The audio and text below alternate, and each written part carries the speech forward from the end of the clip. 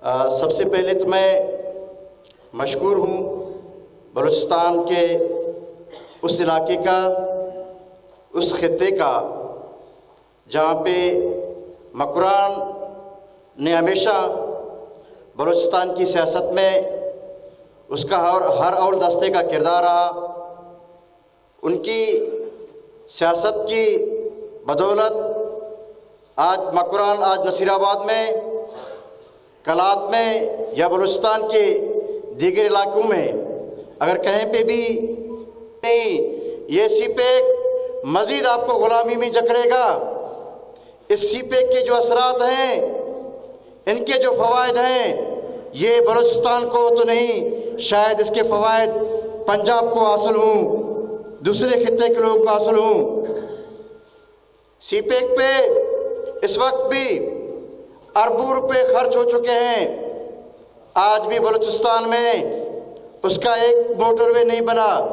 जो basic concept है CPEC का, लाहौर से मुल्तान तक मोटरवे बनता है, मुल्तान से सक्खर का मोटरवे बनता है, सीपेक का मोटरवे है, सक्खर से हैदराबाद सीपेक का मोटरवे है, मानसेरा एबटाबाद सीपेक का मोटरवे है। लेकिन बलूचिस्तान में इस मोटरवे का कहीं पे भी निशान नहीं। ये वो महरूमियाँ हैं जो बलूचिस्तान के लोगों को, यहाँ के लोगों को ये एहसास दिलाते हैं कि आपका सरज़मीन तो हमें अज़ीज़ है, लेकिन आप हमें अज़ीज़ नहीं हैं। मैं बार कौंसिल के इलेक्शन के सिलसिले में पहली बार जब कोलू गया तो वहाँ पे भी 20-22 चेक पोस्टों से निकल के जब मैं कोलू शहर पहुँचा तो वहाँ पता चला कि ये रोड कोलू के लिए नहीं है। ये रोड इसलिए बनाया गया कि वहाँ को उनको तेल की तलाश चाहिए, वहाँ आपके वसाइल तक उनको दस्तरस चाहिए। जब ये रोड, ये कम्युनिकेशन निज़ाम हमारे वसाइल की दस्तरस तक के लिए है, हम तो पहले भी कहते हैं कि आपको बलूचिस्तान की वसाइल चाहिए, बलूचिस्तान की आवाम से आपको कोई गर्ज नहीं। गवादर में बाढ़ लगाकर गवादर के आवाम को ये पैगाम दिया गया कि ये गवादर आपका नहीं है, ये गवादर में आप, इस गवादर को आप भूल जाओ।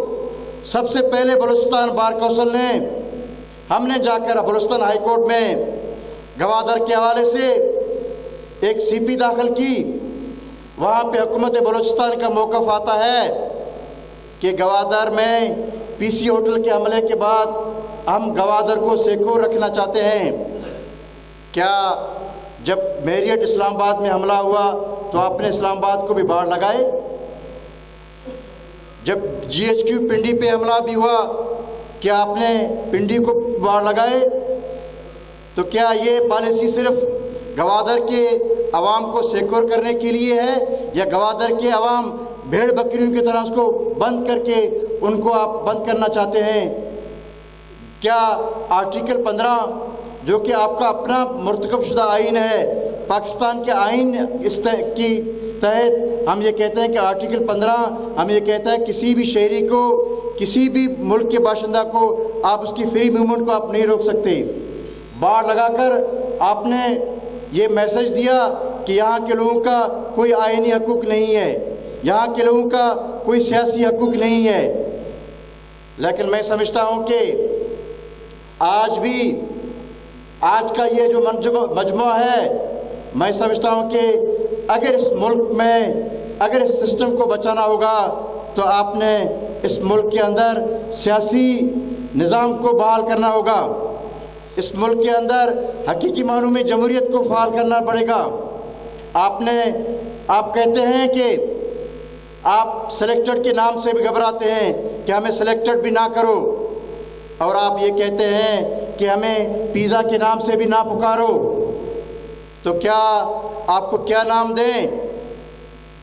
आपको कौन से नाम से पुकारें? जब आप हमारे वोटों को चोरी करते हो, जब आप हमारे सियासत को चोरी करते हो, जब आप हमारे जमहूरियत को भी नहीं मानते हो, जब आप हमारे पूरे सिस्टम को अपने यरगमाल बना रखा है, तो फिर क्या हम ये ना कहें कि आप वोट के चोर हो, आप जमहूरियत के चोर हो, आप आइन के गद्दार हो। जो गद्दारी आइन में सजाए मौत है, हम कहते हैं कि जो आइन का वायलेशन करता है, सेठ वकार ने जो फैसला दिया गद्दार का सजाए मौत है। हम ये मुतालबा करते हैं कि सेठ वकार के इस फैसले को पर अमल दरामद किया जाए। इस मुल्क में ना तो दाखिला पॉलिसी है, ना इस मुल्क में कोई खारजा पॉलिसी है। आपका दाखिला पॉलिसी का हाल ये है, जब बलूचिस्तान में जब भी कोई शऊरी सियासत की जाती है, जब भी कोई मुजाहरा किया जाता है, जब भी कोई जलसा किया जाता है, करीमा बलोच की शहादत पे जब मुजाहरा किया गया तो आपने हज़ारों को ये टारगेट करवा के उनको ज़िबा किया गया। शर्म की बात है कि कई दिनों से हज़ारा लवाहिकीन उनका एक ही डिमांड है कि वज़ीर आज़म साहब आप आएँ। आप उनकी ताज़ियत के लिए भी आपके पास टाइम नहीं है, आप उनको हमदर्दी के लिए भी आप नहीं आते हैं। तो क्या ये मुल्क इस तरीके से चलाया जा सकता है? पाकिस्तान एक कसीरुल कौमी मुल्क है। पाकिस्तान में जब तक आप कौमों की हकूक़ का एहतराम नहीं करेंगे, जब तक आप उनको एक कौम की हैसियत से तस्लीम नहीं करेंगे, तो मैं समझता हूँ कि इस मुल्क को आप इस तरीके से नहीं चला सकते। आप अपने शहरियों को ज़िबा करोगे, आप बदअमनी पैदा करोगे।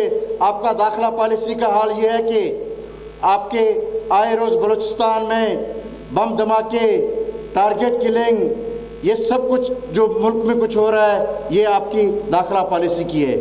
इसके बाद फिर हम एक अगर नज़र दौड़ाएँ पाकिस्तान की खारजा पॉलिसी का, तो आज आप पाकिस्तान की खारजा पॉलिसी में कोई ऐसा मुल्क बताओ जो ये कहे कि ये पाकिस्तान का दोस्त मुल्क है। पाकिस्तान का कोई दोस्त मुल्क नहीं है। पाकिस्तान में कोई बिजनेस करने के लिए कोई आपके साथ सॉफ्ट कॉर्नर के लिए तैयार नहीं है। ईरान के साथ आपके ताल्लुकात ठीक नहीं हैं। अफ़गानिस्तान को आप अपना कॉलोनी समझते हैं। बंगाली तो गद्दार थे, आपने उसको गद्दार करके उनको यहाँ से निकाल दिया। अब बलोचों का ये हाल है कि बलूचिस्तान को अपने सरजमीन से में बेदखल करने के लिए आप बलूचिस्तान के वसाइल को तो आप लूट रहे हैं, बलूचिस्तान के साहिल को तो आप कब्ज़ा कर रहे हैं। अभी तो और छोड़ें, बलूचिस्तान के जो जज़ायर हैं, अब इन जज़ायरों को भी वफाक के कंट्रोल में लिया जा रहा है। हमने बलूचिस्तान बार कौंसिल के प्लेटफार्म से हमने इस जज़ायर के ख़िलाफ़ ये बलूचिस्तान हाई कोर्ट में एक पटिशन दायर की है। मैं आज भी ये कहता हूँ कि बलूचिस्तान की अदालतें, पाकिस्तान की अदालतें, पाकिस्तान की इस्टेब्लिशमेंट, ये सब इस एक पेश पे हैं। ना तो अभी हमारे पास आज़ाद अदलिया है, ना तो हमारे पास आज़ाद पार्लियामेंट है, ना तो हमारे पास आज़ाद इलेक्शन कमीशन है। ये सब कुछ एक कंट्रोल है। इस कंट्रोल से छुटकारा पाने के लिए ज़रिया यही है कि आपको मुनज़्ज़म सियासत करना पड़ेगा, आपको मुत्तहद होकर सियासत करना पड़ेगा। अगर आप बिखर गए, अगर आप टूट फूट का शिकार हो गए, तो मैं नहीं समझता हूँ कि आप इस सिस्टम में सरवाइव कर पाओगे। बदकिस्मती से इनको सबसे बड़ा इनको जो ख़तरा है वो पाकिस्तान के जमहूरी क़ुव्वतों से इनको ख़तरा है। इनको ख़तरा है पाकिस्तान के सियासी क़ुव्वतों से ख़तरा है। आप देखें, अपने पार्लियामेंट को आप देखें, बलूचिस्तान पार्लियामेंट में बलूचिस्तान असम्बली का इजलास होता है, आपके MPA वहाँ पे मोबाइल खेल रहे होते हैं। आपके MPA जो किसी पॉलिसी पे बात करना होता है, वो उनको पता कुछ नहीं होता है वो क्या बोलते हैं। वो साहब अपने साथियों से पूछते हैं क्या बात हो रहा है। जब आपके पार्लियामेंट का ये हाल होगा, आपके पार्लियामेंट में हकीकी नुमाइंदों को नहीं छोड़ा जाएगा, तो मेरे ख्याल में इस मुल्क को संभालने का, उस मुल्क को वाहिद हल करने का वाहिद तरीका ये होगा कि हमें अपनी सियासत को बचाना होगा, हमें इस मुल्क के अंदर जमहूरियत को बचाना होगा। आए दिन आपने जो रातों रात जो पार्टियां बनाई हैं, आपने जो सिलेक्टेड पार्टियां बनाई हैं, बलूचिस्तान में बाप पार्टी की शक्ल में, पाकिस्तान में PTI की शक्ल में, अब इसका चेहरा अवाम के सामने, दुनिया के सामने बेनकाब हो चुका है। और ये कहते हैं कि भी आप हमारा नाम ना लें। जब आपका सिलेक्टेड वज़ीर आज़म कहता है कि एम्पायर की उंगली उठेगी, एम्पायर की उंगली उठेगी, तो जनरल साहब आपकी तरफ उठ रहा है, एम्पायर तो आप हो, और ये उंगली किसकी तरफ उठ रहा है? आप फिर भी बोलते हैं कि हमारा नाम ना लें। नवाज शरीफ का कसूर क्या था? नवाज शरीफ का कसूर ये था कि वो मुल्क के अंदर आपके खारजा पॉलिसी को वो ठीक करना चाहता था। आपने कहा नहीं, आपने साकिब निसार ढूंढ लिया पाकिस्तान में, उसके ज़रिए आपने उसको फारग करवाया। मेरे अजीज़ साथियों, केच एक बेदार शहर है, केच एक बाशऊर शहर है। खुदारा केच की सियासत को आपको बचाना होगा, केच में जमहूरी सियासत को आपको लाना होगा, केच के अंदर मुनज़म सियासत को आपको लाना होगा। जब केच का सियासत बचेगा तो बलूचिस्तान की सियासत बचेगी। और इसके साथ साथ इस मुल्क में हम ये कह समझते हैं कि आइन की बालादस्ती, पार्लियामेंट की बालादस्ती, पार्लियामेंट की सुपरमेसी, अवाम की बालादस्ती जब तक नहीं होगा, इस मुल्क में पाकिस्तान के हालात इस तरीके से बदतर होते जाएंगे। ना तुम्हारा कोई खारजा पॉलिसी होगा, ना तुम्हारा कोई दाखिला पॉलिसी होगा। और हमें अब एक नया निज़ाम की तरफ जो लाने की जो कोशिश की जा रही है, सुप्रीम कोर्ट में एक रिट दायर की गई कि इस मुल्क में हम सदारती निज़ाम लाना चाहते हैं। हम ये समझते हैं कि ये जो सदारती निज़ाम है ये सेनेट के इलेक्शन में शो ऑफ वोट है। जब मीर आसुल खान बिजंजो जब सेनेट के इलेक्शन में जब वहाँ के सेनेटर खड़े होकर इत्माद करते हैं कि 67 वोट खड़े होकर इत्माद करते हैं, तो आपने बोला बदइत्मादी का, आपके चेयरमैन के खिलाफ अदम-ए-इत्माद का तहरीक लाते हैं। जब वो बेल्ट होता है, जब वोट होता है, तो वो 50 निकलते हैं। तो आपकी सिस्टम, आपकी ज़िम्मेदार इस सिस्टम को तबाही की तरफ आप ले जा रहे हैं। अभी आप देखें, मैं साथियों का एक चिट्ठा गया कि 2023 में इस मुल्क में नए साल होगा, नए इलेक्शन की साल होगी, और इस वक्त उस साल में बलूचिस्तान से ताल्लुक़ रखने वाले चीफ जस्टिस काजी फ़ाइज़ साहब पाकिस्तान के चीफ जस्टिस होंगे। अब इन कुव्वतों को इस बात की परेशानी है, अगर काजी फ़ाइज़ साहब चीफ जस्टिस बना तो शायद ये इस मुल्क में जो हमारा रिगिंग होगा, जो हमारा धांधली होगा, जो हम अपना मनपसंद रिज़ल्ट चाहेंगे, शायद हम ना ले पाएँ। तो इसके ख़िलाफ़ उन्होंने वहाँ पे रेफरेंस दायर की। हम तो कहते हैं कि हम बैसियत वकील, बार कौंसिल का इदारा, हम एहतसाब चाहते हैं। हम चाहते हैं कि जजेस का एहतसाब हो, जजेस के एहतसाब के साथ साथ जनरल्स का भी एहतसाब हो। उस जनरल की भी आप एहतसाब करें, उस जजेस की भी आप एहतसाब करें। जो जज अरबों खरबों की प्रॉपर्टी रखते हैं उनके खिलाफ तो रेफरेंस नहीं जाता, लेकिन काजी फ़ाइज़ साहब के खिलाफ रेफरेंस जाता है। हमने उस रेफरेंस को पहले भी रद्द किया, बलूचिस्तान बार कौंसिल ने, हम आज भी इस रेफरेंस को रद्द करते हैं। हम बलूचिस्तान बार कौंसिल आपका बलूचिस्तान का नुमाइंदा, इसमें एक नुमाइंदा जमायत की हैसियत है। बलूचिस्तान में जहाँ पे भी महरूमियाँ हैं, बलूचिस्तान में जहाँ पे पसमानदगी हैं, बलूचिस्तान में वसाइल की जो लूटमार है, बलूचिस्तान बार कौंसिल का प्लेटफार्म आपका अपना प्लेटफार्म है। हम बलूचिस्तान बार कौंसिल के प्लेटफार्म से हम हर उस महरूमी के ख़िलाफ़ हम आवाज़ उठाएंगे जिनकी बलूचिस्तान में जो शुरू दिन से बलूचिस्तान में जो कब्ज़ा गिरियत है, वसाइल की जो लूटमार है। साकिब निसार साहब जब कोयटा में आया तो मैंने उनसे कहा, मैंने बोला चीफ साहब आपने तो पाकिस्तान के हर मामलात में सुमोटो नोट्स लिए, लेकिन बलूचिस्तान में जो साहिल वसाइल, कुदरती वसाइल की जो लूटमार है, इस पर आपने कोई सुमोटो नहीं लिया। हम समझते हैं कि आपका सुमोटो भी बदनीयती पर मबनी है। आपकी अदालतें भी बलूचिस्तान के लिए नहीं हैं, आपका इंसाफ भी बलूचिस्तान के लिए नहीं है। ये सब कुछ है आपकी मनमानी के लिए। रेकोडेक, सेंधक, आज आप सेंधक में, रेकोडेक में जो कुछ हो रहा है, हमें किसी को कुछ पता नहीं कि रेकोडेक में और सेंधक में क्या कुछ ले जा रहे हैं। टन्नों के हिसाब से ले जा रहे हैं। आज तक बलूचिस्तान में इस पर कोई बहस नहीं होता है, इस पर कोई बात नहीं की जाती है। आपकी साहिली पट्टी को जो कब्ज़ा किया जा रहा है, कल मुझे अभी पहली दफ़ा यहाँ पे डेरा बुगटी में मुजाहरा हुआ है, कल की सोशल मीडिया में था कि डेरा बुगटी के लोग रोडों पे निकले हैं कि डेरा बुगटी में 4 दिन से गैस नहीं है, घरों में 4 दिन से गैस नहीं है।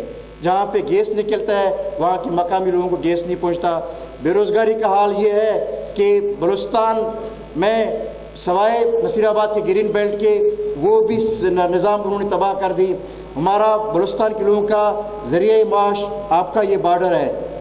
आपके ये बॉर्डर है, तो इस बॉर्डर को आपने बंद करके आपने बलूचिस्तान के लोगों के लिए मज़ीद बदअमनी, बेरोज़गारी पैदा की है। मैं कहता हूँ कि इसकी बेरोज़गारी का असरात आपके अमन अमान पे होंगे, बदअमनी होगी, बदहाली होगी, तो यकीनन यहाँ पे इसके असरात समाज पे होंगे। मैं एक बार फिर ऑल पार्टीज़ का केस के तमाम सियासी जमातों का, यहाँ की क़यादत का, उनकी कारकुनों का, सिविल सोसाइटी का, वकील का मैं इंतहाई मशकूर हूँ कि आप लोगों ने आज हमें ये जो इज़्ज़त बख्शी, आप लोगों ने जो हमें ये इज़्ज़त दी, बलूचिस्तान बार कौंसिल को एक मेहमान की हैसियत से आज आप लोगों ने हमें बुलाया। मैं एक बार फिर आप सबका मशकूर हूँ। Thank you very much. Geeshtar nuqtani ahwalan sarbogi hatra follow or like bikinit Wash News Facebook page or subscribe bikinit Wash News Gidrosha YouTube channel or bijinet gantiye butana